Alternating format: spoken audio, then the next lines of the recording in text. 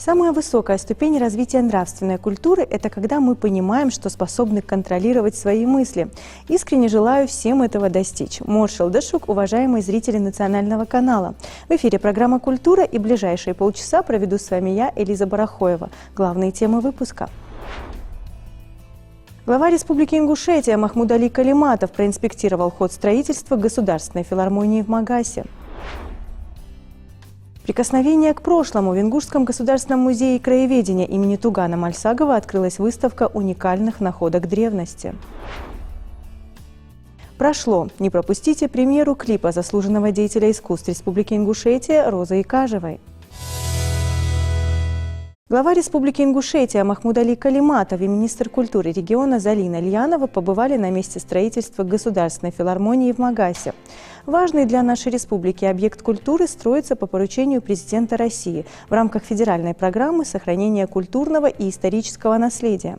На сегодняшний день строители приступили к возведению второго этажа каркаса здания.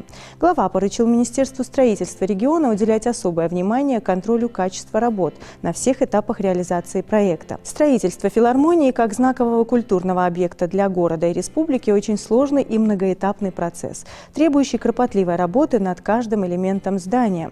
От акустических характеристик залов до архитектурного облика все должно быть гармонично и функционально. Инфраструктура филармонии будет соответствовать современным требованиям и позволит проводить мероприятия самого высокого уровня. Это, несомненно, обогатит культурную жизнь региона, сделав ее еще более насыщенной и привлекательной. Коллектив Государственной филармонии долгие годы работал в очень стесненных условиях, в арендуемых помещениях, не соответствующих профессиональным требованиям. Уверен, что в новом здании работники филармонии смогут полностью реализовать свой творческий потенциал. Возведение здания филармонии, рассчитанного на 800 мест, планируется завершить в декабре 2026 года, отметил Махмудали Макшарипович. Прикосновение к прошлому. В Ингушском государственном музее краеведения имени Тугана Мальсагова открылась выставка под таким символичным названием, отражающим ее содержание. Уникальные экспонаты, найденные в ходе археологических раскопок, проведенных между реками Назранка и Сунжа, несут в себе таинство жизни наших далеких предков и не оставят равнодушным никого. Наши сотрудники Джарасского музея-заповедника в прошлом году выявили 272 неучтенных объекта. До этого, позапрошлом году, 68 объектов. Это еще раз говорит то, что горы у нас еще много не обследованы, очень много тайн хранит, и очень много работы еще надо проделать. На мероприятии присутствовали руководители Института археологии Кавказа, сотрудники научно-исследовательского института имени Чаха Ахриева, археологи, сотрудники Джейрахско-Асиновского музея-заповедника и многие другие. По Бакинской трассе начались ремонт для расширения трассы, и строители наткнулись на уникальные артефакты. И, конечно же, в свою же очередь, они сразу сообщили археологический центр. Те уже вместе с Институтом археологии Кавказа, с Атабиевым директором, они начали раскопки. Мы знаем, что раскопки они длятся определенное время, и после раскопки было найдено около 4000 предметов. И их увезли на апробацию, на обработку и консервацию. И, конечно же, проводят с ними опись. И после всего эта работа, она длится около 3 года. И мы знаем, что в то время, после 3 лет, у нас была пандемия, был ковид, и мы знаем, что как была наша ситуация. И после определенного времени, в прошлом году, в августе, к нам поступили некоторые поступления. Это 213 предметов. Мы получили уникальные артефакты. И в октябре получилось 680 предметов. И сегодня к нам приезжает опять директор Института Кавказа по археологии Атабиев, замдиректор Жанета Владимировна. Они нам привозят 1500 артефактов дар Кровеческого музея. Мы очень рады, что наши фонды музея пополняются. Они каждым годом пополняются таким же образом, как и передают нам археологи. И, конечно же, они пополняются тем же временем, что передают нам наши жители нашей республики. Мы знаем, что жители Ингуши всегда у нас занимаются строительной частью. И копая у себя какие-то ямы, котлован, траншеи, даже копая могилы, они натыкаются на уникальные артефакты. И жители нашей республики, они не выкидывают эти экспонаты, они привозят нам, передают. Хотелось всех поблагодарить за это. И, конечно, все эти экспонаты у нас описываются, обработку делаем. И, конечно, заносим в госкаталог Российской Федерации. Мы знаем, что наша земля, она очень богата своей историей. Где мы не копнем, мы натыкаемся на уникальные артефакты. И это вновь и вновь вот эти найденные наши экспонаты, которые сегодня мы показываем, это вновь доказывает, что мы самый древний народ на Кавказе. На выставке представлены уникальные экспонаты, найденные в ходе археологических раскопок, проведенных между реками Назранка и Сунжа в 2018-2019 годах, среди которых фрагменты керамики, женские украшения, костяные и бронзовые шила, каменные ступы для измельчения сельскохозяйственных продуктов, орудия охоты, бронзовые наконечники стрел и многое другое. Тема, которая сегодня поднята здесь, касаемо древнего периода истории нашего региона и конкретно касаемо Гамурзиевского городища, это значимое, актуально для нашей истории и культуры аспекты. Дело в том, что да, действительно, Кавказ считается одним из древнейших регионов, куда заселился человек, и последнее исследование видного кавказоведа, археолога, специалиста по каменному веку Хизри Амирханова, следы заселения Кавказа человеком относятся еще к периоду до 2 миллионов лет. Что касается Гамурзиевского городища, это памятник достаточно интересный тем, что здесь мы фиксируем несколько археологических слоев, этапов. В общем, памятник этот был открыт еще в 2000 году. Вот, есть статьи, публикации по этой теме. И вот, начиная с 2012 года, я лично добивался включения в проект реконструкции трассы Кавказ археологии, проведения полноценных археологических разведок и раскопок, включая и Гамурзиевское городище. Вот. И вот волей судьбы в 2018 году эти работы были проведены и Институтом археологии Кавказа, включая и сотрудников археологического центра, которые там работали на протяжении нескольких месяцев. В общем, я работал, и вот коллега Руслан Умилов работал от начала до конца, поэтому мы с этими предметами, можно сказать, на «ты».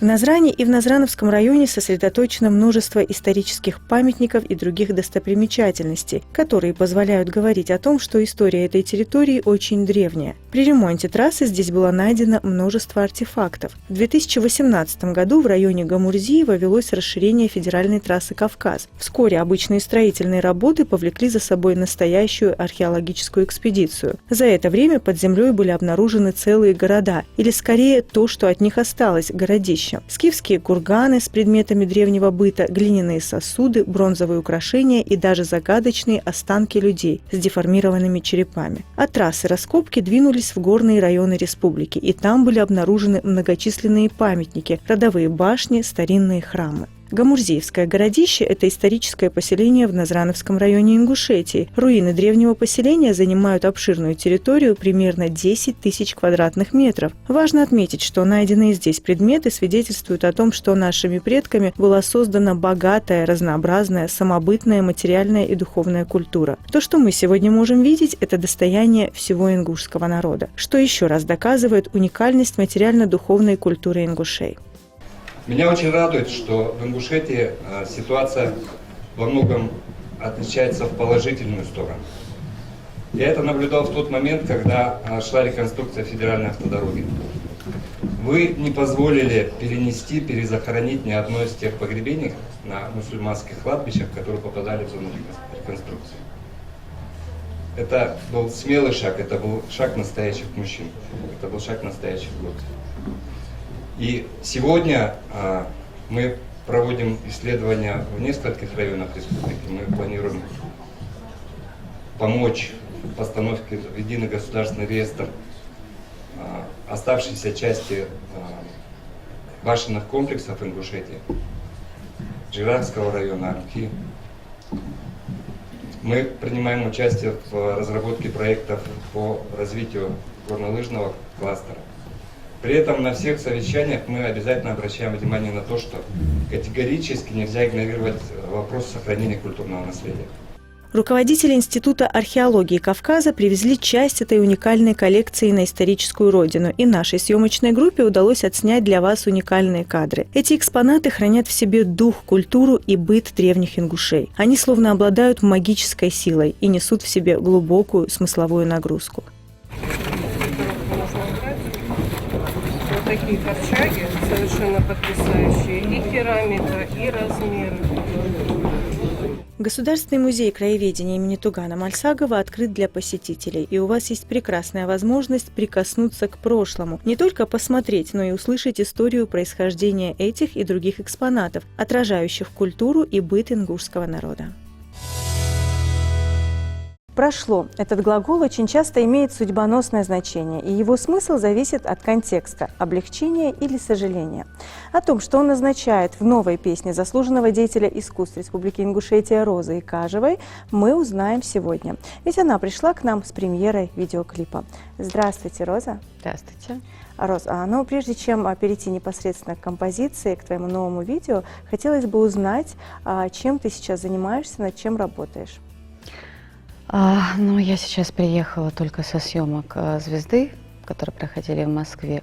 Вот, у меня было буквально пару дней выходных, чтобы прийти в себя. Ну и сейчас нужно снова заниматься творческой деятельностью, потому что впереди много концертов. Нужно писать музыку, нужно писать тексты. Плюс у нас грандиозное событие – это 9 мая, естественно, к которому мы всегда, каждый год готовимся очень ответственно. В общем, работы очень много. А вы подчеркнули о том, что нужно прийти в себя после участия в конкурсе, да? В любом случае, тот момент, что тебя оценивают и происходит некая конкуренция, это всегда, мне кажется, очень энергозатратно.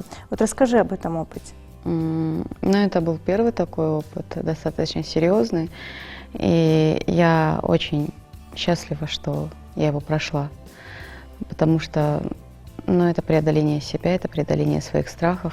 Я когда приехала первый день и увидела всех участников, первое желание у меня было сбежать. Просто довольно-таки серьезное желание прям бежать оттуда, потому что очень опытные вокалисты, которые уже много лет на сцене, которые пробовали себя в разных довольно-таки серьезных конкурсах, и тут я приехала. Но, в общем, подружившись с ребятами, кстати, вот просто такая поддержка сильная была. Они меня так подбадривали, они меня так поддерживали. Несмотря на то, что, казалось бы, конкуренты. У нас не было совершенно соперничества между друг другом. Мы очень друг друга поддерживали и очень болели друг за друга. И вот, правда, реально хотели, чтобы каждый из нас прошел в финал.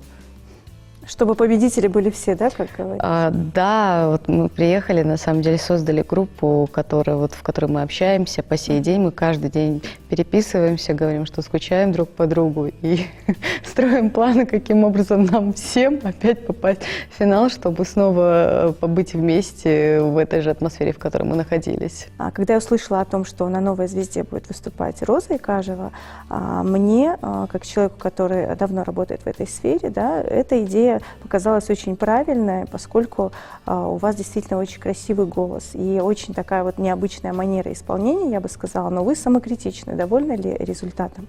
Довольна, очень довольна. Самокритично, но здесь все-таки я стараюсь объективно оценивать ситуацию, потому что участников очень много, сотни человек. Со всей страны, конечно. Всей страны, и в этом году конкурс вышел на международный уровень, то есть уже не только из нашей страны участники. Вот. И как я говорила, это впервые, да, с этого года начали? Да, вот это получается 15-й юбилейный сезон, там много всего поменялось, это, наверное, уже сами зрители увидят в апреле, вот. Очень-очень жесткий отбор был. На этот раз жюри, они не церемонились с участниками, вот. Было сложно, правда. Но это закалка, с одной стороны. Это закалка, да. Правда, вот я после этого конкурса чувствую себя намного увереннее как артист. Вот, правда, намного увереннее. Мы, конечно, не можем сейчас раскрыть все карты, да, нашим зрителям, но, тем не менее, вы отметили, что результатом довольны. Да. Значит, все будет хорошо, да? Ну, будем ждать трансляцию, она состоится весной, будем с нетерпением смотреть. Забегая немножко вперед, хотелось бы спросить, что зависит от нас, от зрителей, которые будут наблюдать весь процесс? То есть как раньше там будет такой момент, что необходимо голосовать? Есть. Есть такое, да? Это сохранилось, да, чтобы участник прошел в финал. Если он не проходит отборочный тур непосредственно на самом конкурсе, вот, то уже зрительское голосование является решающим, будет ли представлять участник в финале или нет. Дальше участвовать. Да. Давайте немножко подстрахуемся на всякий случай и, пользуясь случаем, пользуясь моментом, обратим внимание наших зрителей на то, что этот конкурс необходимо не просто смотреть, да, и немножко нужно проявить активность, чтобы именно наша исполнительница вышла в финал и чтобы все было так, как мы того хотим. Поэтому не жалеем ни сил, ни ресурса, ни энергии, активно голосуем за Розу Икажеву. Смотрим в апреле, да? Да. Теперь непосредственно о том подарке, с которым ты пришла к нам в студию. Это премьера песни, клипа. Давайте вначале немножко о смысле самой композиции поговорим. В данном случае слово «прошло», оно вот в контексте вашей композиции означает, что вот прошло и хорошо, либо это некое сожаление. О чем песня? Я думаю, наверное, в контексте этой песни это прошло и хорошо. Это песня о преодолении, наверное, каких-то трудностей. Это песня о становлении человека как личности. Это песня, наверное, о торжестве любви, я бы сказала. Ну и, наверное, о некоторых предательствах, о некотором равнодушии, которое встречается в нашей жизни, но на которых, наверное, нам не стоит заострять внимание. Все-таки мы должны верить в лучшее, мы должны всегда смотреть с улыбкой в завтрашний день, и мы должны сами делать свою жизнь лучшей. То есть получается немножко философская композиция, да? Любая проблема, она зависит от того, как ты на нее смотришь. Конечно, если мы не говорим о каких-то огромных масштабах проблемы, которые действительно от нас не зависят, но наше восприятие ее и наше отношение к этой проблеме, конечно, оно имеет огромное значение, то, как мы к ней отнесемся и какое значение мы придадим ей в своей жизни. Особенно касаемо чувств, да? Все это можно контролировать. Конечно. Человек сам себе режиссер, как говорится. А кто автор музыки и слов? Автор музыки и слов Аушев Ибрагим. Замечательный человек, талантливый, умный, современный бизнесмен. Я ему очень благодарна за то, что он сделал мне такой подарок, подарил мне эту песню. Он совершенно бескорыстно снял мне клип на эту песню. Вот. И, конечно же, я пребываю в таком эйфорическом состоянии. Восторга и благодарности, да? Да, восторга и благодарности. Композиция биографичная, получается, он сделал подарок. Этот подарок имел какую-то предысторию или просто это удачная композиция, которая, на его взгляд, подходит именно вам, поэтому и подарил? Я думаю, что он все-таки решил, что композиция мне подходит, потому что я исполнитель все-таки лирики, я больше пою о чувствах. Я почему это подчеркнула? У нас люди очень часто любят идеализировать, и любую композицию, которую исполняет артист, часто приписывают непосредственно, что именно вот это сейчас и происходит в жизни человека. То, что происходит в этой песне, в какой-то период жизни каждый человек, мне кажется, прошел и испытал. Поэтому в какой-то мере можно сказать, что и автобиографично. Да, ну потому что, наверное, так и происходит наш духовный рост.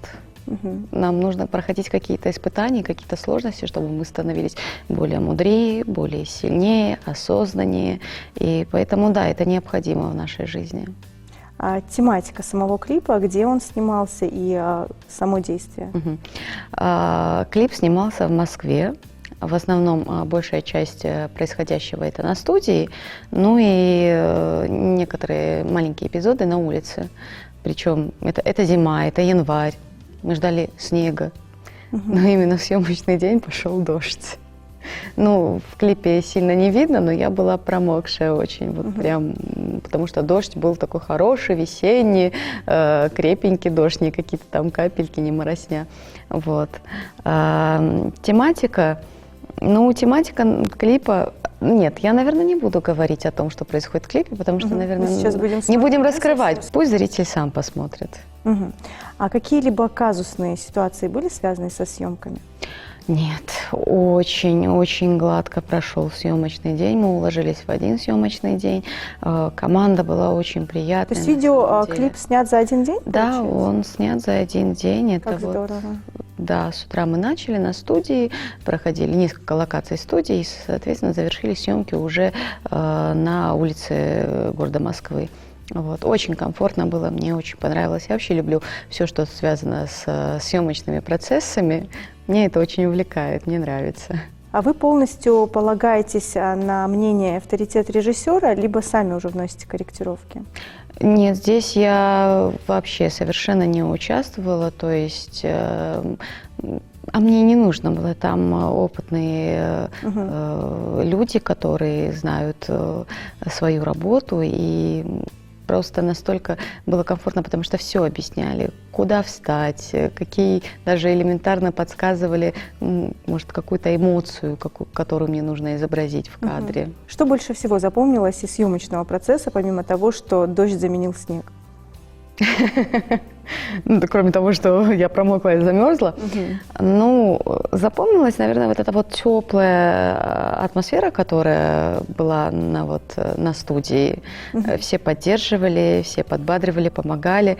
Вот, и профессиональное отношение людей, которые вот снимали этот клип. Вы говорили о том, что несколько локаций были уличные планы, да? А насколько зрители реагировали на процесс, пытались как-то принять участие, либо мешали, либо наоборот способствовали? Я думаю, что в столице к таким моментам привыкли, но тем не менее. Ну, обращали внимание, конечно, смотрели в нашу сторону, но на улице, на самом деле, съемочный процесс занял, наверное, около 10 минут, правда, потому что мы промокли очень сильно, было холодно, зима, и мы быстренько-быстренько отсняли, причем до этого же был целый съемочный день на студии, поэтому уже было, не имело значения долго, вернее, не нужно было долго снимать на улице кадры, те, которые остались, поэтому были взгляды только заинтересованные, и все. Ну что ж, мы надеемся, что вы не простудились, поскольку несколько раз подчеркнули то, что замерзли. Как говорится, искусство требует жертв, но тем не менее. Нет, не простудилась, потому что, тут еще, наверное, такой момент, когда ты внутри настроен положительно, и ты счастлив, приподнятое настроение, ты делаешь не то, что тебя заставляют, а то, что тебе на самом деле нравится. Мне кажется, это тоже сказывается на том, что тело слушается твоего какого-то душевного состояния, и оно не хочет болеть. Ему тоже хорошо. В общем, во время съемок ни один артист не пострадал. Да, это очень здорово. Действительно, порой позитивный настрой, наше внутреннее состояние порой очень многое значит. Не будем долго томить наших зрителей. Настало время преподнести им тот самый подарок от вас. Дорогие зрители, приятного просмотра. Мы очень надеемся, что вам понравится, потому что мы с компанией Max Bro очень старались сделать красивое видео, которое вы, конечно же, оцените.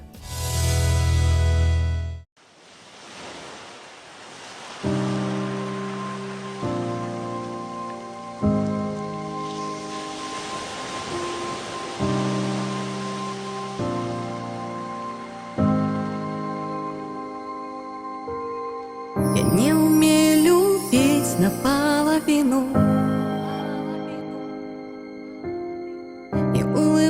терпеть удар в спину. И может виду я не подам, любя. И чем обидеть, скорее прощу тебя. Я верила тебе, им и всему миру. И где была нужна, подставляла спину. Но кто не искренен, тот всегда погиб. Выбираю себя и сжигаю мосты. Прошло далеко, где-то за спиной, обиды и грусть, что порой травили мне душу и кровь. Прошло, унесло, ветром замело,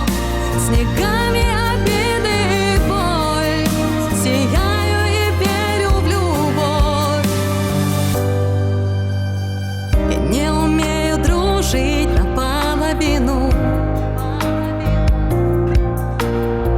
И ради правды пойду на гильотину. Я не сумею, я не предам себя. Это правда моя, это сила моя. Прошло далеко, где-то за спиной обиды и грусть, что порой травили мне душу и кровь. Прошло, унесло, ветром замело, снегами обиды и боль. Сияю и верю в любовь. Ждала и любила так искренне. Вы в дружбе и верности все уверяли, стара, как и мир, это истина. Мы ценим лишь то, что уже потеряли. Прошло далеко, где-то за спиной обиды и грусть, что порой травили мне душу и кровь. Прошло, унесло, ветром замело, снегами обиды и боль.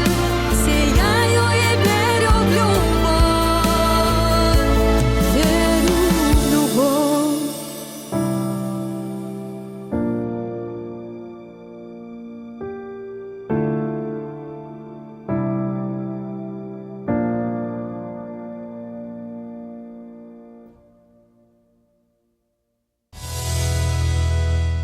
Министерство культуры Республики Ингушетия награждено за успехи в создании модельных библиотек в номинации «За самое большое количество модельных муниципальных библиотек в сельской местности» в рамках национального проекта «Культура». Награждение состоялось в Москве на стратегическом форуме «Культурная перезагрузка. Итоги и перспективы модернизации библиотечной сети».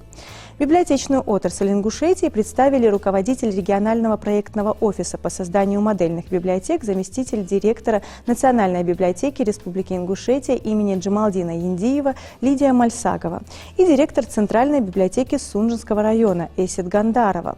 Министр культуры Российской Федерации Ольга Любимова отметила, благодаря национальному проекту была запущена глобальная перезагрузка библиотечной сферы в 87 субъектах Российской Федерации. Было создано 1229 модельных библиотек, в которых организован интеллектуальный и культурный досуг для детей и взрослых. Напомним, что в нашей республике по итогам национального проекта «Культура» открыли 4 модельные библиотеки, 3 из них в сельской местности. В Сунжинском районе модернизированы 2 сельские библиотеки в Мужичи и Адшты, а в нынешнем году будут модернизированы еще 2 библиотеки в сельских поселениях Алкун и Нестеровская. На этом наша программа подошла к концу. Спасибо всем за внимание. До новых встреч на телеканале «Магаз».